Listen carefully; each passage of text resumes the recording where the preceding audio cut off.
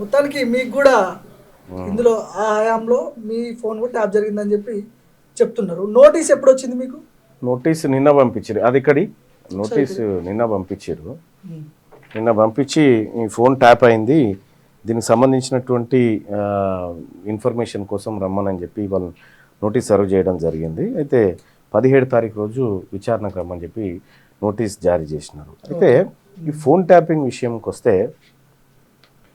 గతంలో BRS party అధికారంలో ఉన్నప్పుడు వాళ్ళు చెయ్యాలని అరాచకం లేదు, చెయ్యని కథ లేదు. రాధాకిషన్ రావు గారిని పోలీసులు సిట్ ముందు ఆధారపరిచినప్పుడు ఆయన స్టేట్మెంట్, కన్ఫెషన్ స్టేట్మెంట్లో క్లియర్గా తీన్మార్ మల్లన్న పైన ఫోన్ ట్యాప్ చేసినాము, ఆయనని కంప్లీట్గా మ్యూట్ చేయాలనుకున్నాము, దానికోసమే మేము ఆయన మీద అక్రమ కేసులు పెట్టినాం అనేటువంటి స్టేట్మెంట్ క్లియర్గా ఇచ్చిండు.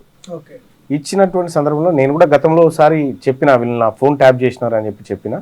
అయితే సిట్ ఏర్పాటు చేసిన కొత్తలో ఫస్ట్ నన్ను పిలిచి నా స్టేట్మెంట్ కొంత రికార్డ్ చేశారు, మళ్ళీ ఇంకో ఫోన్ కూడా ట్యాప్ చేసిరు నీదని చెప్పి మళ్ళీ నోటీస్ సర్వ్ చేయడం జరిగింది.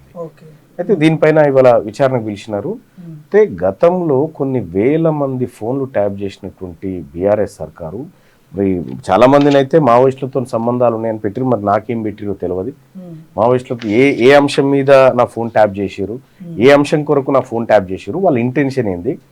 గతంలో ప్రజాక్షేత్రంలో ఉన్నా, ప్రజల్లో ఉన్నా, జర్నలిస్ట్గా పనిచేసిన, ప్రెసిడెంట్ ఎమ్మెల్సీగా పనిచేస్తా ఉన్నా, ఇన్ని ఉన్నటువంటి నా ఫోన్ ట్యాప్ చేసి తీన్మార్ మల్లన్న బీఆర్ఎస్ ప్రభుత్వాన్ని ఓడించాలనుకుంటుంది ఓపెన్ స్టేట్మెంట్. అది నేను బీఆర్ఎస్ ప్రభుత్వాన్ని ఓడించాలనేది ఓపెన్ స్టేట్మెంట్. అప్పటి ప్రభుత్వానికి మల్లన్న నుంచి థ్రెట్ ఉంది కాబట్టి ఫోన్ ట్యాపింగ్ జరిగిందనే ఇది కూడా ఉంది, అది వాస్తవం. ఎస్, ఇప్పుడు ఇక్కడ ఫోన్ ట్యాపింగ్ కు పాల్పడ్డటువంటి బీఆర్ఎస్ పార్టీ ఎన్నికల్లో అక్రమంగా గెలవాలని అనేక ప్రయత్నాలు చేసినటువంటి పార్టీ ఇవాళ ఇంతమంది ప్రజల హక్కులను కాలరాస్తూ మొత్తం ఈ భారతదేశంలోనే ఏ పార్టీ చేయని కార్యక్రమం ఇది, ఈ దొంగ పని ఇది. కాబట్టి బీఆర్ఎస్ పార్టీ గుర్తింపును ఎన్నికల సంఘం రద్దు చేయాలి.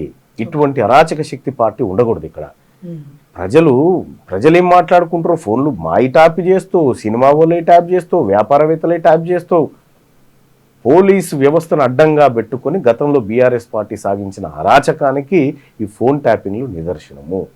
ఇక్కడ క్లియర్గా నేను చెప్పదలుచుకున్నటువంటి అంశం ఏంటంటే, నాతో పాటు ఇంకెవరెవరిది ట్యాప్ చేసినారో, నా కుటుంబ సభ్యులది ఇంకెవరెవరిది ట్యాప్ చేసినారో వాటన్నిటి లెక్క తేలాలి. వీళ్ళు న్యాయస్థానంలో దోషులుగా తేలాల్సిందే, వీళ్ళకి శిక్షలు పడాల్సిందే.